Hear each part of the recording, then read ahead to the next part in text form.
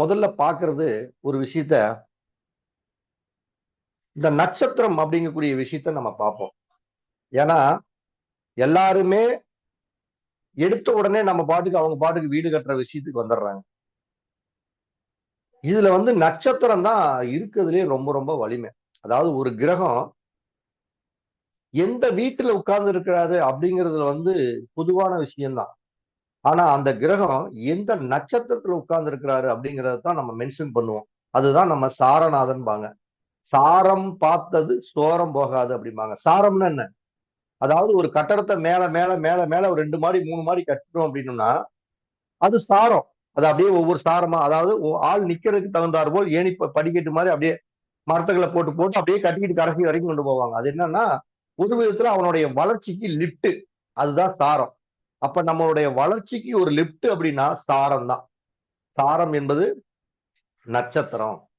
அப்ப நட்சத்திரம் அப்படிங்கிறது நீங்க ரொம்ப இம்பார்ட்டண்டா கவனிக்கணும். ஒரு விஷயத்தை எடுத்த உடனே இந்த வாஸ்துல இந்த மனையடி சாஸ்திர பொருத்தங்கள் பார்க்கும் பொழுது, இல்ல ஒரு வீடு கிரகப்பிரவேசம் பண்ணும் பொழுது, அல்லது ஒரு வீடை புதிதாக மனை கோலும் பொழுது, மனை கோலுன்னு என்ன?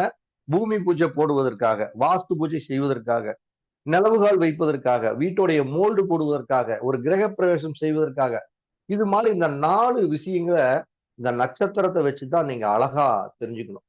அது ரொம்ப ரொம்ப முக்கியம். இதுல 2 விதமா நான் உங்களுக்கு இந்த விஷயத்த சொல்றேன். 2 விதமா அப்படின்னா, முதல்ல எதுவா இருந்தாலும் லேண்டோடைய ஓனர் தான் நம்மளுக்கு ரொம்ப ரொம்ப முக்கியம். நல்லா புரிஞ்சுக்கணும். லேண்டோடைய ஓனர் தான் ரொம்ப முக்கியம். அது ஆணா இருக்கலாம், அது குடும்ப தலைவரா இருக்கலாம், தலைவியா இருக்கலாம், யாருமே இருக்கலாம். ரெக்கார்டுக்கு தான் நான் முதல்ல முக்கியத்துவம் கொடுப்பேன்.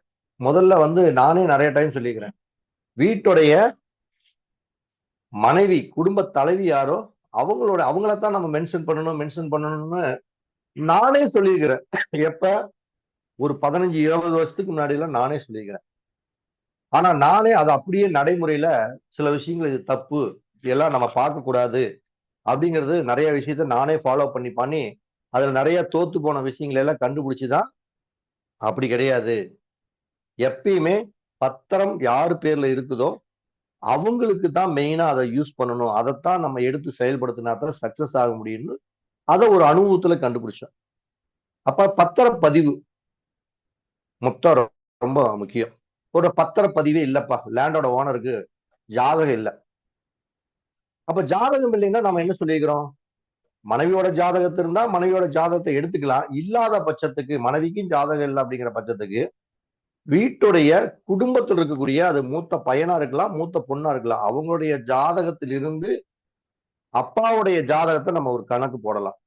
அப்ப 9ஆம் இடத்தை எடுத்து அந்த 9ஆம் இடத்தை லக்னமா போட்டு நம்ம பார்த்தோம்னா சில அடிப்படையான விஷயங்களை நம்ம அழகா தெரிஞ்சுக்கலாம். இதை சொல்லிட்டோம். அப்ப நம்ம என்ன தெரிஞ்சுக்கிறோம் இதுல இருந்து அப்படின்னா, முதல்ல நட்சத்திரத்தை நம்ம அழகா முதல்ல தெரிஞ்சுக்கணும். அது நட்சத்திரம் எல்லாத்துக்குமே தெரியும். 27 நட்சத்திரம் அப்படிங்கிறது தெரியும். அசுவினி தொடங்கி ரேவதி முடிகிற வரைக்கும் 27 நட்சத்திரங்கள் தெரியாதவங்க யாருமே இருக்க மாட்டாங்க. இதுல நம்ம உங்களுடைய ஜென்ம நட்சத்திரம் என்ன நட்சத்திரமோ நல்லா புரிஞ்சுக்கணும். ஜென்ம நட்சத்திரம் என்னமோ அந்த நட்சத்திரத்திலிருந்து நம்ம சில நட்சத்திரங்கள் அந்த தாராபலன் பொருத்தத்தை இந்த மனையடி சாஸ்திரத்துல நீங்க அவசியம் பார்த்தே ஆகணும். அது எதுக்கு பார்க்கணும் அப்படின்னா, பூமி பூஜை போடுறதுக்கு பார்க்கணும், கிரகப்பிரவேசம் செய்வதற்கு பார்க்கணும், நிலவுகால் வைக்கிறதுக்கு பார்க்கணும், வீட்டுடைய மேல் கூரை மேய்வதற்கு, அதாவது மோல்டு போடுறதுக்கு இதெல்லாம் நீங்க பார்க்கணும். இந்த 4 விஷயத்துக்கு நான் ரொம்ப இம்பார்ட்டன்ட் கொடுக்கணும். நீங்க எல்லாருமே கொடுக்கணும். உங்களுடைய நட்சத்திரம் என்னவோ அந்த நட்சத்திரத்திலிருந்து எப்பயுமே 2வது வரக்கூடிய கிரகத்தோட நட்சத்திரம், 4வதா வரக்கூடிய கிரகத்தோட நட்சத்திரம், 6வதா வரக்கூடிய கிரகத்தோட நட்சத்திரம், 8வதா வரக்கூடிய கிரகத்தோட நட்சத்திரம், 9வதா வரக்கூடிய கிரகத்தோட நட்சத்திரம் எல்லாமே உங்களுக்கு தாராபலம் நிறைந்த நட்சத்திரம் அப்படிங்கிறது நீங்க உள்வாங்கிக்கலாம். ஏற்கனவே தெரிஞ்சிருந்தாலும் இதையும் இதுக்குள்ளே இன்னொரு லிங்க் இருக்குது. நான் அதுக்காகவே அதை நான் உங்ககிட்ட சொல்றேன். ஏன்னா புதுசா படிக்கிறவங்களுக்கு சில பேருக்கு இந்த மெத்தேடு தெரியாது. அப்ப கிரகங்களுடைய வரிசை என்ன அப்படின்னு பார்த்தோம்னா, முதல்ல காலச்சக்கரத்துல முதல் நட்சத்திரம் அப்படிங்கிறதே அஸ்வினி நட்சத்திரம் தான். அதைத்தான் புரிஞ்சுக்கணும். காலச்சக்கரத்துல முதல் நட்சத்திரம் அஸ்வினி நட்சத்திரம், கடைசி நட்சத்திரம் ரேவதி நட்சத்திரம். அப்ப முதல்ல அஸ்வினி அப்படின்னாவே அதுக்கு அதிபதி யாருன்னாவே முதல்ல கேது பகவான் தான். நல்லா புரிஞ்சுக்கணும். நீங்க இதை ஏற்கனவே தெரிஞ்சிருந்தாலும் நான் சொல்றத இந்த இடத்த போட்டு நேரத்தை வீணடிக்க விரும்பல. ஆனா நீங்க புரியாதவங்களும் சில பேர் இருக்காங்க. அப்ப கிரகங்களோட அடிப்படையிலேயே முதல்ல அஸ்வினி நட்சத்திரங்கிறதுனால முதல்ல கேது அப்படிங்கிறது தான் முதல் ஒரு கிரகம். கிரகங்களோட லைனே இப்படித்தான். கேதுவுக்கு அடுத்தது பாத்தீங்கன்னா 2வது நட்சத்திரம் பரணி நட்சத்திரம். 2வது அஸ்வினிக்கு அடுத்து வரக்கூடிய நட்சத்திரம் பரணி நட்சத்திரம் தான் வரும். அப்ப பரணி அப்படிங்கிறது சுக்கரனுடைய நட்சத்திரம். சுக்கரனுக்கு அடுத்தது பரணிக்கு அடுத்து வரக்கூடிய நட்சத்திரம் கிருத்திகை நட்சத்திரம். கிருத்திகை அப்படின்னாவே அது சூரியனுடைய நட்சத்திரம். அப்ப 3வதா வரக்கூடிய கிரகம் சூரியன் தான். இப்ப சூரியனுக்கு அடுத்தது வந்து பாத்தீங்கன்னா கிருத்திகளுக்கு அப்புறம் ரோகிணி நட்சத்திரம் தான் வரும். அப்ப ரோகிணி அப்படிங்கிறது சந்திரனுடைய நட்சத்திரம். சந்திரனுடைய நட்சத்திரம். அப்ப ரோகிணிக்கு அப்புறம் பாத்தீங்கன்னா வரக்கூடிய நட்சத்திரம் அப்படிங்கிறது மிருகசீரிட நட்சத்திரம். அப்ப மிருகசீரிடுங்கிறது செவ்வாயுடைய நட்சத்திரம். அப்ப மிருகசீரிடத்துக்கு அப்புறம் பாத்தீங்கன்னா திருவாதிரை நட்சத்திரம் வரும். திருவாதிரைங்கிறது ராகு கிரகத்துடைய நட்சத்திரம். திருவாதிரைக்கு அப்புறம் பாத்தீங்கன்னா புனர்பூச நட்சத்திரம் வரும். புனர்பூசம் அது குருவுடைய நட்சத்திரம். புனர்பூசத்துக்கு அப்புறம் வந்து பாத்தீங்கன்னா லைனா பூச நட்சத்திரம் வரும். பூசங்கிறது சனியுடைய நட்சத்திரம். பூசத்துக்கு அப்புறம் பாத்தீங்கன்னா ஆயில்ய நட்சத்திரம் வரும். ஆயில்ய நட்சத்திரம் அப்படிங்கிறது புதனுடைய நட்சத்திரம். இதுதான் கிரகங்களுடைய வரிசையே. இதுதான் நல்லா புரிஞ்சுக்கணும். கிரகங்களுடைய வரிசையே இப்படித்தான். ஒருத்தருக்கு கேது திசை நடக்குது அப்படின்னா அடுத்து வரக்கூடிய திசை அவங்களுக்கு சுக்கர திசையா தான் இருக்கு. ஒருத்தருக்கு கேது புத்தி நடக்குதுன்னா அடுத்து வரக்கூடிய புத்தி சுக்கர புத்தியா இருக்கும். ஒருத்தருக்கு சுக்கர திசை நடக்குதுன்னா அடுத்து வரக்கூடிய திசை சூரிய திசையா இருக்கும். சூரிய திசை ஒருத்தருக்கு நடக்குதுன்னா அடுத்து வரக்கூடிய திசை சந்திர திசையா இருக்கும். சந்திர திசை ஒருத்தருக்கு நடக்குதுன்னா அடுத்து வரக்கூடிய திசை செவ்வாய் திசை. ஒருத்தருக்கு செவ்வாய் திசை நடக்குதுன்னா அடுத்து வரக்கூடிய திசை ராகு திசையா இருக்கும். ராகு திசை ஒருத்தருக்கு நடக்குதுன்னா அடுத்து வரக்கூடிய திசை குரு திசை தான். குரு திசை ஒருத்தருக்கு நடக்குதுன்னா அடுத்த திசை சனி திசை தான் இருக்கும். சனி திசைக்கு அடுத்தது புதன் திசை. இது மாதிரி திசைக்கு மட்டும் கிடையாது, புத்திக்குமே இப்படித்தான். இதனுடைய அடிப்படை விஷயமே இதுதான். அப்ப நம்ம கேதுவுக்கு 3 நட்சத்திரமே சொந்தம். அஸ்வினி நட்சத்திரம் எல்லாம் தெரிஞ்சனால நம்ம அப்படியே ஓரலாம் அப்படியே ஓடிட்டு போயிடலாம். அஸ்வினி மகம் மூலம் இந்த 3 நட்சத்திரத்துடைய ஓனர் யாருன்னா கேதுதான். பரணி பூரம் பூராட இந்த 3 நட்சத்திரத்துடைய ஓனர் யாருன்னா சுக்கிரன் தான். ரோகிணி அஸ்தம் திருவோணம் அந்த 3 நட்சத்திரத்தோட ஓனர் யாருன்னா சந்திரன் தான். மிருகசீரிடம் சித்திர அவிட்டம் இந்த 3 நட்சத்திரத்துடைய ஓனர் யாரு அப்படின்னா செவ்வாய் தான். திருவாதிர சுவாதி சதயம் இந்த 3 நட்சத்திரத்துடைய ஓனர் ராகுதான். புனர்பூசம் விசாகம் பூரட்டாதி இந்த 3 நட்சத்திரத்துடைய ஓனர் யாருன்னா குருதான். பூசம் அனுசம் உத்திரட்டாதி இந்த 3 நட்சத்திரத்துடைய ஓனர் யாருன்னா சனிதான். ஆயில்யம் கேட்டை ரேவதி இந்த 3 நட்சத்திரத்துடைய ஓனர் யாருன்னா புதன் தான். இதை நீங்க முதல்ல தெரிஞ்சுக்கணும். இதை தெரிஞ்சுக்கிட்டு உங்களுடைய ஜென்ம நட்சத்திரத்திற்கு எப்பயுமே 2வதா வரக்கூடிய நட்சத்திரம் அப்படிங்கிறது தனத்தை கொடுக்கும். தனத்தை என்ன பணத்தை கொடுக்கும், நல்ல செல்வாக்க கொடுக்கும், நல்ல சொல்வாக்க கொடுக்கும், ஊருக்குள்ள ஒரு மதிப்பு மரியாதையை கொடுக்கும் இந்த 2வது நட்சத்திரம். ஒரு உதாரணத்துக்கு நான் சொல்ல போறேன்னா முதல் நட்சத்திரத்தையே எடுத்துக்கலாம். ஒரு உதாரணத்துக்கு அஸ்வினி நட்சத்திரம் அப்படின்னம்னா இதுதான் நீங்க எப்பயுமே அவங்களோட நட்சத்திரத்தை 1வது நட்சத்திரமா வச்சுக்கணும். அது எந்த நட்சத்திரமா இருந்தாலும் சரி. புரியுதுங்களா? இது மொட்டையா போறதுனால இங்க அப்படி நினைக்கிறேன். நீங்க அதை விட்டுருங்க. ஒரு உதாரணத்துக்கு யாராச்சும் ஒருத்தர் ஜோதிடமே தெரியாதவங்க, ஜோதிடம் தெரிஞ்சவங்க பேச வேணாம், ஜோதிடமே தெரியாதவங்க யாராச்சும் ஒரு நட்சத்திரத்தை சொல்லுங்க. சுவாதி நட்சத்திரம் சார். சுவாதி. சரி, சுவாதி நட்சத்திரம் அப்படிங்கிறது வந்து ராகுவுடைய நட்சத்திரங்க. திருவாதிர சுவாதி சதயம் இது ராகுவுடைய நட்சத்திரம். அப்ப நீங்க இப்ப சுவாதி நட்சத்திரம் பிறந்திருக்கீங்கன்னு வச்சுக்கோங்க ஐயா. இப்ப நீங்க சுவாதி நட்சத்திரத்துல பிறந்திருக்கிறீங்க அப்படின்னா இந்த சுவாதி நட்சத்திரத்துடைய ஓனர் யாருன்னா ராகு பகவான் தான் ஓனர். நீங்க அப்படி மனசுல வச்சுக்கணும். அப்ப இந்த ராகத்தான் நீங்க ஒண்ணுன்னு நினைச்சுக்கணும். நல்லா புரிஞ்சுக்கங்க. உங்க நட்சத்திரம் என்னமோ அத ராகத்தான் நீங்க ஒண்ணுன்னு வச்சுக்கணும். அப்ப உங்களுக்கு தனத்தை கொடுக்கக்கூடிய நட்சத்திரம், பணத்தை கொடுக்கக்கூடிய நட்சத்திரம், மரியாதை கொடுக்கக்கூடிய நட்சத்திரம், செல்வாக்கு கொடுக்கக்கூடிய நட்சத்திரம், உங்களுடைய வாழ்க்கையில சொல்வாக்கு கொடுக்கக்கூடிய நட்சத்திரம் எது அப்படின்னா இந்த ராகு இங்க ஒண்ணுன்னு போட்டுக்கிட்டீங்கன்னா இதுக்கு அடுத்த வரக்கூடிய கிரகம் தான் 2. அதுக்கு அடுத்ததுதான் 3, அதுக்கு அடுத்ததுதான் 4, அதுக்கப்புறம் 5, அதுக்கப்புறம் 6, அதுக்கப்புறம் 7, அதுக்கப்புறம் 8, அதுக்கப்புறம் 9, இப்படி லைன்ல வரும். எல்லாருமே அவங்களோட நட்சத்திரத்துக்கு மாறி மாறி தான் வந்துட்டு இருக்கும். அப்ப உங்க இந்த சுவாதி நட்சத்திரத்துக்காரங்க ஒரு வீடு கட்டலாம்னு ஆசைப்படுறாங்க, ஒரு கிரக பிரவேசம் பண்ணலாம்னு ஆரம்பிக்கிறாங்க, ஒரு மோல்டு போடலாம்னு நினைக்கிறாங்க. தயவு செய்து கொஞ்சம் மத்தவங்க எல்லாம் கொஞ்சம் மீட் போட்டுங்களேன். பேச சொன்னவங்க மட்டும் பேசிட்டு மத்தவங்க எல்லாம் மீட் போட்டீங்கன்னா கொஞ்சம் நல்லா இருக்கும். ஒரு வீட்டோட மோல்டு போடலாம்னு ஆசைப்படுறாங்க, பூமி பூஜை போடலாம்னு ஆசைப்படுறாங்க அப்படின்னா உங்களுடைய ராகுடைய அதிபதி சுவாதி நட்சத்திரத்துடைய ஓனர் ராகு தான். இதுக்கு அடுத்து வரக்கூடிய கிரகம் யாருன்னா குரு பகவான் தான். அப்ப குருவுடைய நட்சத்திரம் என்னன்னு நம்மளுக்கு கொஞ்சம் தெரிஞ்சிருக்கணும். அதுக்கு தான் சொன்னேன், குருவுடைய நட்சத்திரம் புனர்பூசம், விசாகம், பூரட்டாதி, இந்த 3 நட்சத்திரமே குருவுடைய நட்சத்திரம். அப்ப நீங்க என்ன பண்ணலாம்? புனர்பூச நட்சத்திரம், புனர்பூசம், விசாகம், பூரட்டாதி, இந்த நட்சத்திரத்தை, இந்த ஒரு நட்சத்திரத்தை வச்சுக்கிட்டே நீங்க எல்லாமே நீங்க புரிஞ்சுக்கிறதுக்காக நான் பேசிட்டு இருக்கிறேன். புனர்பூசம், விசாகம், பூரட்டாதி, இந்த நட்சத்திர நாள் உங்களுக்கு சிறப்பான நாள். இந்த நாள்ல பூமி பூஜை போடலாம். போடலாம்னு மட்டும் சொல்லிக்கிறேன். இதுல ஒரு செக் ஒன்று வச்சுட்டு போறேன், அதை மட்டும் பாத்துக்கங்க, அவசரப்பட வேணாம்.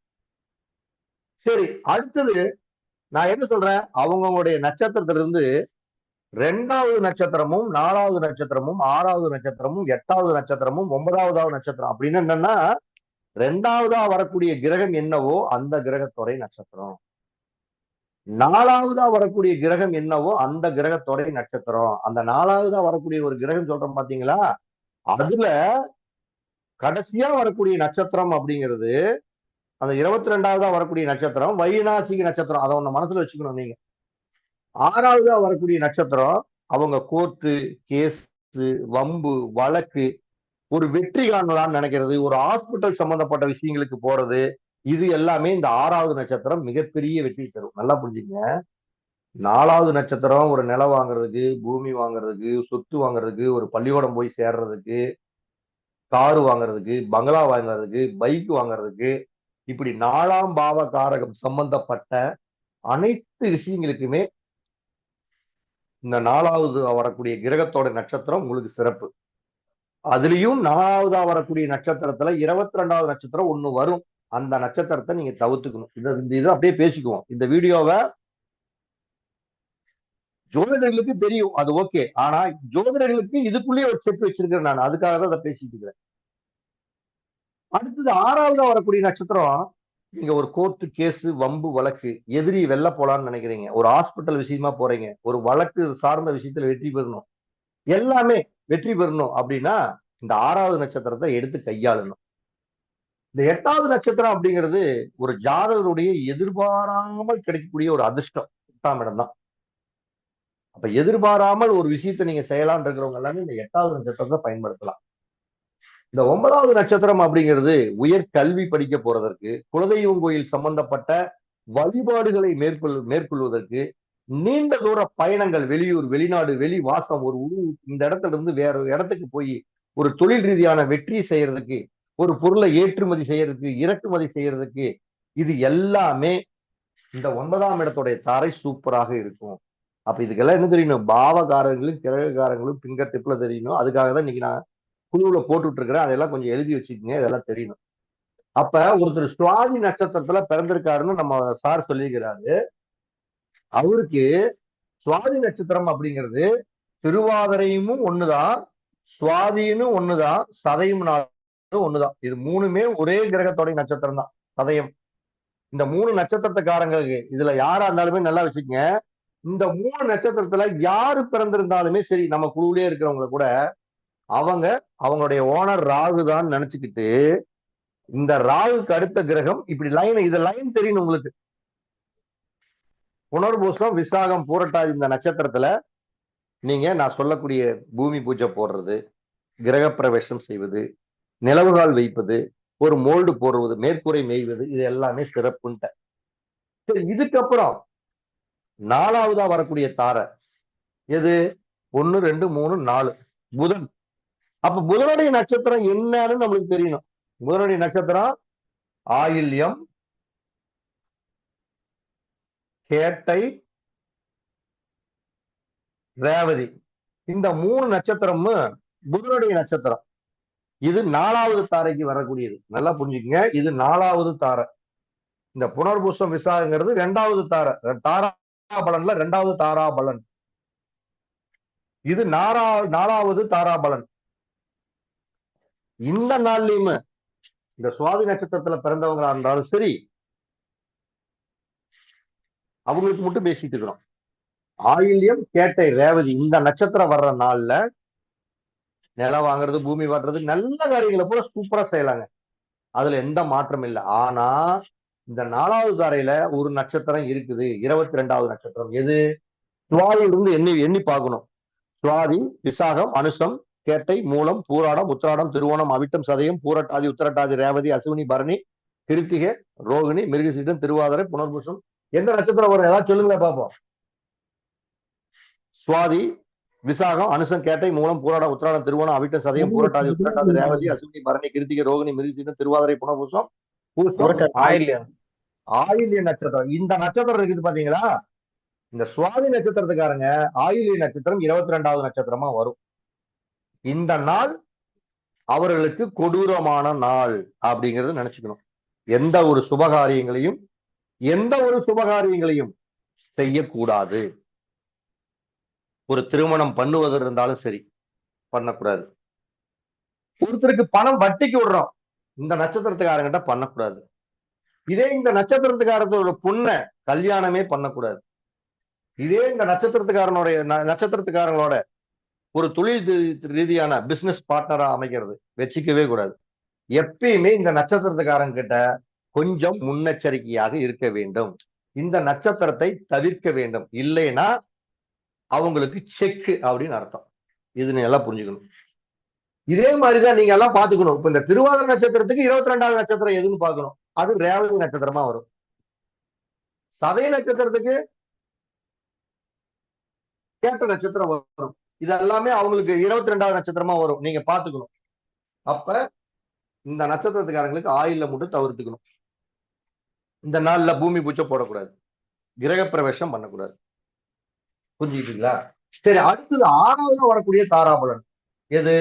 4க்கு எடுத்தது 5, 6 சுக்கிரனுடைய நட்சத்திரம். இந்த சுவாதி நட்சத்திரத்துக்காரங்க பரணி நட்சத்திரத்தையும் பூர நட்சத்திரத்தையும் பூராட நட்சத்திரத்துக்காரங்களோட டைய வச்சு இவங்களை புடிச்சிட்டாங்கன்னா வாழ்க்கையில ஜெயிச்சிருவாங்க. நல்லா புரிஞ்சுக்கணும்.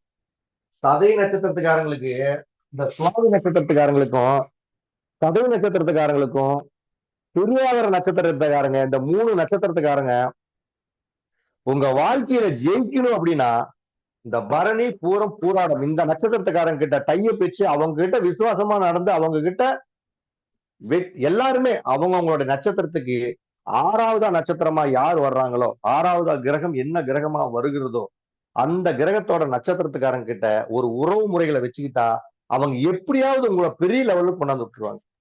அப்ப இந்த நட்சத்திரத்துக்கு பரணி, பூரம், பூராடம் இந்த நட்சத்திரம் எல்லாமே உங்களுடைய வாழ்க்கையில வெற்றியை கொடுக்கும்.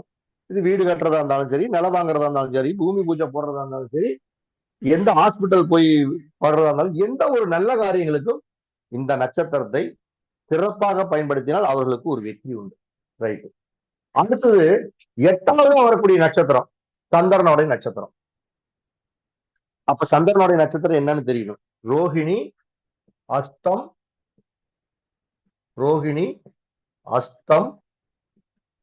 திருவோணம். இந்த நட்சத்திரம் எல்லாமே உங்களுக்கு எதிர்பாராத அதிர்ஷ்டத்தை கொடுக்கும். இந்த நட்சத்திரம் 3 நட்சத்திரமே உங்களுக்கு எதிர்பாராத அதிர்ஷ்டத்தை கொடுக்கும். இந்த நாள்ல நீங்க எந்த ஒரு நல்ல காரியங்கள் வேணுமாலும் சிறப்பாக செய்யலாம். அடுத்தது 9வது வரக்கூடிய நட்சத்திரம் எது?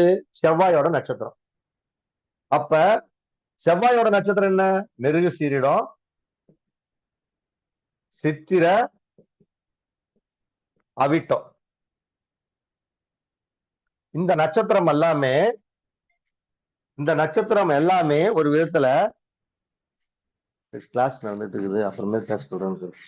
மிருகசீரிடம், சித்திர, அவிட்டம் அப்படிங்கக்கூடிய இந்த 3 நட்சத்திரமே இவங்களுடைய நட்சத்திரத்துக்கு 9வதா வரக்கூடிய கிரகத்தோடைய நட்சத்திரம். அப்ப 9வதா வரக்கூடிய கிரகத்தோடைய நட்சத்திரம் அவர்களுக்கு மிகப்பெரிய வளர்ச்சியை கொடுக்கும். இது நல்லா ஒண்ணு புரிஞ்சுக்குங்க. ஒரு பெண்ணுடைய ஜாதகமா இருந்து நீங்க இந்த இதை வந்து மனைவி சாஸ்திரத்துல மட்டும் பயன்படுத்த தேவையில்லை. மனைவி சாஸ்திரத்திலிருந்து அவங்களுடைய ஜோதிடம், அவங்களுடைய நடைமுறை வாழ்க்கை, எல்லா விஷயங்களுக்குமே அவங்க இதை யூஸ் பண்ணலாம். வாழ்க்கையோட வளர்ச்சிக்கு அத்தனைக்கும் யூஸ் பண்ணலாம். ஒண்ணு இல்ல, ஒரு பொண்ணு யாராச்சும் உங்க வீட்லயோ இல்ல உங்களுக்கு தெரிஞ்சவங்களோ இல்ல ஏதோ ஒரு பொண்ணோ நம்ம படிக்கிறவங்களோ பெண்களோ யாரோ இருக்காங்க, கல்யாணம் ஆகாம இருக்காங்கன்னு வச்சுக்கோங்க. அவங்க சுவாதி நட்சத்திரமா இருக்கிறாங்க ஒரு உதாரணத்துக்கு வச்சுக்கிட்டோம்னா, அவங்க எல்லாமே தனக்கு வரக்கூடிய கணவருக்கு உண்டான நட்சத்திரம், நான் எந்த நட்சத்திரத்துல மாப்பிள்ளை நான் தொலைவலாம்னு கேட்கறாங்கன்னு வச்சுக்கோங்க.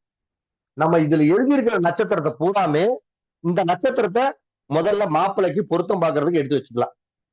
அதுக்கப்புறம் தாராபலன், அதாவது 2 பேத்துக்கு வசியம், யோகம் இதெல்லாம்ங்கிறது அடுத்த பட்சம். ஒரு ஜாதகத்தை நம்ம கிட்டே வந்து கேட்பாங்க, நான் எந்தெந்த நட்சத்திரத்தை நான் முதல்ல எடுத்து வச்சுக்கலாம் எங்க பொண்ணுக்கு அப்படிம்பாங்க. ஒரு உதாரணத்துக்கு சுவாதி நட்சத்திரமா இருந்தா, இல்ல திருவாதிரையா இருந்தாலும் சரி, சதயமா இருந்தாலும் சரி, இவங்க எல்லாமே புனர்பூசம், விசாகம், பூரட்டாதி நட்சத்திரத்துடைய ஜாதகத்தை வாங்கி வச்சுக்கலாம். ஆயிலியம், கேட்டை, ரேவதி, இதுல சுவாதி நட்சத்திரத்துக்காரங்க ஆயிலியத்தை தவிர்த்துக்கணும், திருவாதிரைக்காரங்க ரேவதியை தவிர்த்துக்கணும், சதயத்துக்காரங்க கேட்டையை தவிர்த்துக்கணும். இவ்வளவுதான். பரணி, பூரம், போராட்டத்தை தாராளமா ஓகே எடுத்து வச்சுக்கலாம். ரோகிணி, அஸ்தம், திருவோணத்தை தாராளமா எடுத்து வச்சுக்கலாம். மிருகசீரிடம், சித்திரை, அவிட்டத்தை தாராளமா எடுத்து வச்சுக்கலாம். இதை தவிர்த்து எப்பயுமே 1வது நட்சத்திரமும் 3வது நட்சத்திரத்தையும் 5வது நட்சத்திரத்தையும் 7வது நட்சத்திரத்தையும் இவர்கள் பயன்படுத்தவே கூடாது. இதெல்லாம் தாராபலன் இல்லாத நட்சத்திரம். இதுல இந்த கூட நீங்க கொஞ்சம் விட்டுருங்க. கூட விட்டுருங்க. இந்த 3, 5, 7 வந்து நீங்க முடிஞ்ச அளவுக்கு தவிர்த்திடணும். ஏன்னா இந்த 3மே உங்களுக்கு தாராபலன் இல்லாத ஒரு அமைப்பு நட்சத்திரம். இதே உதாரணத்துக்கே சொல்றோம், இந்த சுவாதிக்கே சொல்றோம். இந்த சுவாதியோட நட்சத்திரம் திருவாதிரை, சுவாதி, சதயம், இந்த 3 நட்சத்திரமே தான். அப்ப இந்த சதய நட்சத்திரத்துக்காரங்க தன்னுடைய ஜென்ம நட்சத்திரத்துக்காரங்களுடைய சிறப்பான ஒரு அமைப்பு கிடையாதுன்னு தான் சொல்லுவேன். அப்ப அவங்க ஜென்ம நட்சத்திரமான திருவாதிரையும் சதயம் இந்த 2 நட்சத்திரத்தையும் முடிஞ்ச அளவுக்கு அவங்க தவிர்த்துட்டு தன்னுடைய நட்சத்திரம், அதுக்கோசரம் பொண்ணு பாக்குறதுக்கெல்லாம் வந்து நீங்க அதை யூஸ் பண்ணக்கூடாதுங்க. நான் சொல்ற விஷயத்தையெல்லாம் நீங்க வேற மாதிரி டீல் பண்ணக்கூடாது. சுவாதி நட்சத்திரத்துக்கார ஒரு ஆண் இருக்காருன்னா சுவாதி நட்சத்திரத்துக்கார பொண்ணையே கட்டக்கூடாது.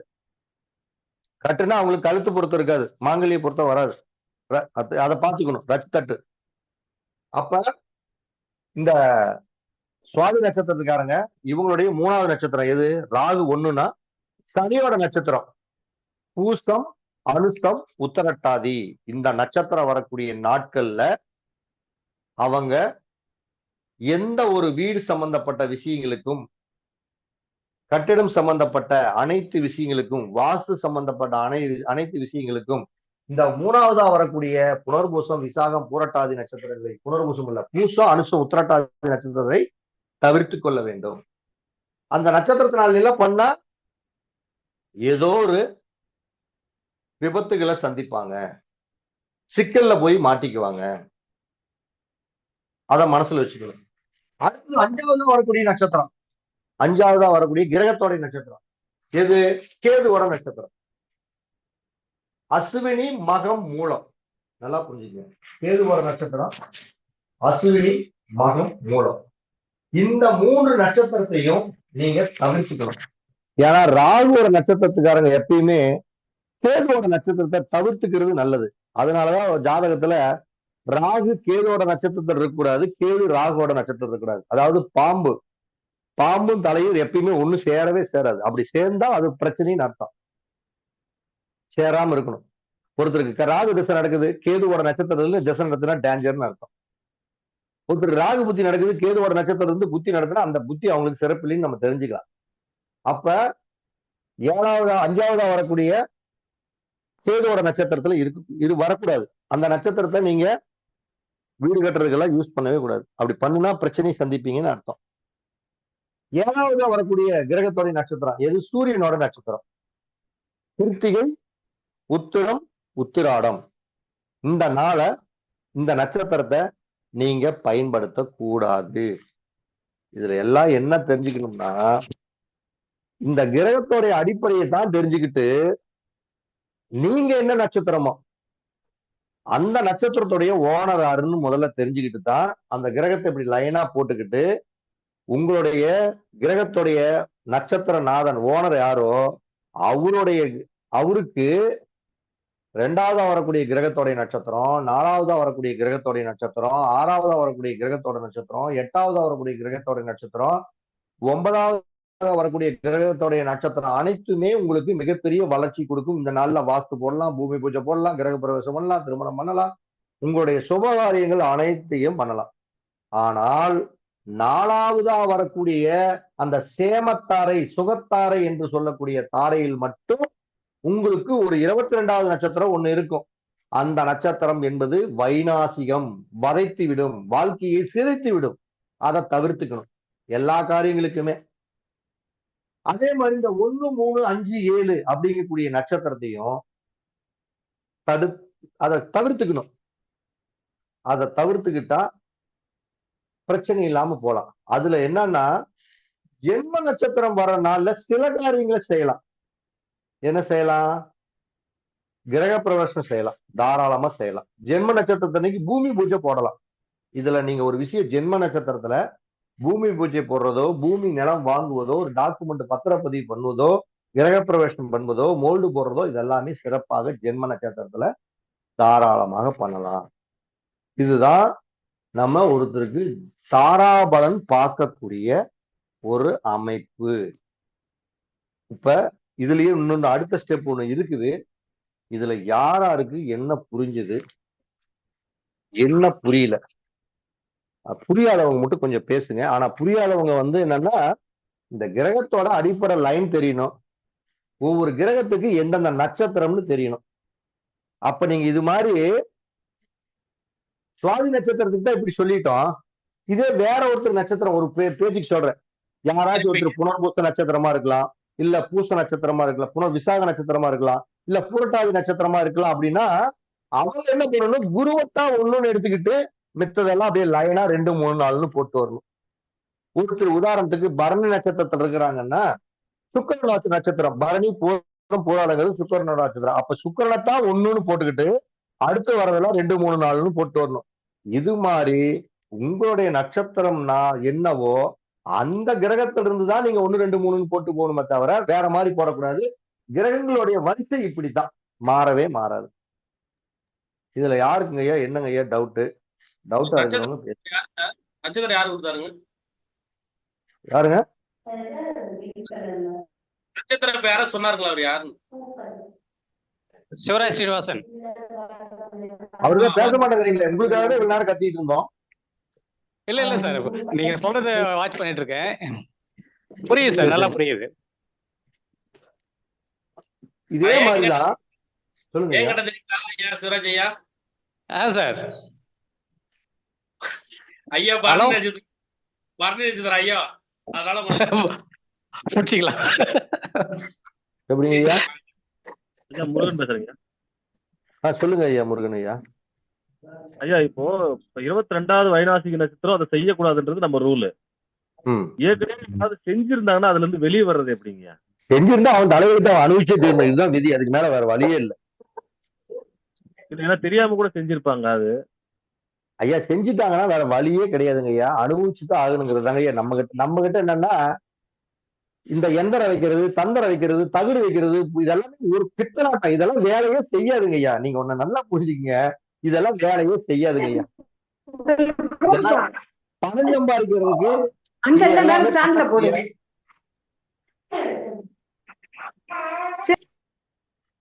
பணம் சம்பாதிக்கிறதுக்கு வேலைங்க ஐயா இதெல்லாமே. சரி, வேற வழியே இல்ல. இது செஞ்சுட்டாங்க அப்படின்னா என்ன பண்றது அப்படின்னா அது செஞ்சதை பத்தி நம்ம பேசவே முடியாது. இனி புதுசா செய்யறதுக்கு தான் பார்க்கணும். ஒண்ணு இல்ல, ஒரு உதாரணத்துக்கு சொல்றேன். நானு இந்த 10 நாளைக்கு முன்னாடி ஒரு ஜாதகம், மிகப்பெரிய ஒரு டாக்டர், திருப்பூர்ல மிகப்பெரிய ஒரு அறுவை சிகிச்சை நிபுணர், குடல் சம்பந்தப்பட்ட டாக்டர், அவருடைய மிஸ்ஸஸ் குழந்தை டெலிவரி பண்ணக்கூடிய டாக்டர், குழந்தைங்க சைல்டு டாக்டர். அவங்களுக்கு எல்லாம் பார்த்து முடிச்சு ஜாதகத்தை பார்த்த உடனே கரெக்டா அந்த பையனுக்கு அந்த டாக்டருக்கு அந்த மனைவி அப்படிங்கக்கூடிய கிரகம் வைநாசிக நட்சத்திரமா வாசிச்சு. பெரிய இடத்துல நம்ம சொல்லக்கூடாது, எதையுமே சொன்னோம்னா வேற மாதிரி தப்பா போயிடும். நல்ல குடும்பத்துல இருக்கிறவங்கள உங்க மனைவி வந்து வைநாசிகம் போட்டு உங்களை வதைக்கும், சித்திரவதை பண்ணும் அப்படி எல்லாம் சொன்னா பாவம் ஒரு குடும்பத்தை நம்ம வந்து இது பண்ண மாதிரி ஆகி போயிடும். அவங்களுக்குள்ள ஒரு காழ்ப்புணர்ச்சியை ஏற்படுத்திடணுங்கிறதுக்காக ஒரு ஓரலா லைட்டா ஒட்ட வச்சுட்டு வந்தேன். ஒட்ட வச்சேன். எப்பயுமே வந்து பாருங்க, ஒருத்தருடைய நட்சத்திரத்துக்கு 22வது நட்சத்திரம் கொஞ்சம் வைநாசிக நட்சத்திரங்களை கொஞ்சம் வதைக்குங்க, சித்திரவதை பண்ணும், அவங்கள உண்டு இல்லையான்னு பண்ணிடணும். இந்த நாள்ல எல்லாம் நம்ம சில முயற்சிகளை எடுக்கக்கூடாதுங்க. இது வந்து எல்லாத்துக்குமே நம்ம யோசனை பண்ணணுங்க. ஒரு வீடு கட்டுறதுக்கு எடுக்கணுங்க, ஒரு கார் வாங்குறதுக்கு, ஒரு பங்களா வாங்குறதுக்கு, இப்படி எல்லாம் எடுக்கணுங்க. அதோட வந்து இந்த பொண்ணு பாக்குறாங்க பாத்தீங்களா, திருமணத்துக்கு ஜோடி சேர்த்துறாங்க பாத்தீங்களா, அதுக்கும் கூட இதை யூஸ் பண்ணக்கூடாதுங்க. இதெல்லாம் நம்ம இப்படி எல்லாம் இந்த நாள்ல வந்து நீங்க ஒரு வீடு கட்டாதீங்க, ஒரு கார் வாங்காதீங்க. அப்படியே லைட்டா ஒட்ட வச்சுட்டு இதே லைட்டா ஒட்ட வச்சேன். ஏன்னா முழுசா அதுக்கு நான் டெப்தா சொன்னேன். அப்படியே அதை மட்டுமே அழுத்தி சொல்லல, அதையும் சொன்னேன். அந்த டாக்டரு அப்படியே இருந்துட்டு குத்துனார நான் அப்படியே உத்து பார்த்துட்டு சொன்னாப்புல, நீங்க எதை சொன்னீங்களோ என் காதுல ஒலிச்சுதோ எனக்கு தெரியல. இவன் சொன்ன மாதிரி கவுனு நாட்டாம நீ இவ கவுண்டமணி சொன்ன மாதிரி காதுல கொய்யின்னு ஒரு சவுண்ட் மட்டும் கேக்குது. ஆனா நீங்க என்ன சொன்னீங்கன்னு மட்டும் எனக்கு தெரியல அப்படிம்பாருல கவுண்டமணி. அது மாதிரி அந்த டாக்டர் சொன்னது, நீங்க அந்த வைநாசிகன்னு சொன்ன பாத்தீங்களா அந்த நட்சத்திரம் 22, என்ன இதுல இருந்து எண்ணி வர்றப்ப எங்க சம்சாரம் வந்து 22வது நட்சத்திரம். சத்தி மேலுமே நான் ஊருக்குள்ள ஒரு பெரிய டாக்டரு, ஒரு மரியாதையா இருக்கிறேன். எனக்குன்னு ஒரு ஒரு அங்கீகாரம் ஊருக்குள்ள இருக்குது. நல்ல வசதி வாய்ப்பு, நல்ல செல்வாக்கு, எங்களுக்குன்னு ஒரு குடும்பத்துக்கு ஒரு மரியாதை இருக்குது. எங்க அப்பாவுக்கு எங்க அம்மாவுக்கு எல்லாம் மரியாதை இருக்குது. இல்லைன்னா இவளை எல்லாம் அடுத்த செகண்டே நான் டைவர்ஸ் பண்ணிட்டு வேற கல்யாணம் பண்ணிட்டு போயிடுவேன். அந்த அளவுக்கு கொடுமை பண்ணுவான் அப்படிங்கிறாப்புல. புரியுதுங்களா? அந்த அளவுக்கு டார்ச்சரா இருக்குமா. இத்தனைக்கும் ஹாஸ்பிட்டல் தான் எல்லாம் இருப்போம். கிட்டத்தட்ட கொஞ்ச நேரம் தான் பேசக்கூடிய வாய்ப்பு. அந்த டைம்லயே இப்படி எல்லாம் இருக்கும் அப்படிம்பாங்க. அப்ப எப்பயுமே என்னன்னா, மணி சார் இத கொஞ்சம் தவிர்த்துக்கணும். வீட்டுக்குன்னு மட்டும் இல்ல, எல்லா விஷயத்துக்குமே தவிர்த்துக்கணும். அவனோட எல்லாம் கூட்டாளி கூட சேரக்கூடாதுங்க. பார்ட்னர் போட்டு செஞ்சோம்னா, தொழில் செஞ்சோம்னா அவன் நம்மளை ஏமாத்தி போடுவான், வச்சு செஞ்சிருவான்.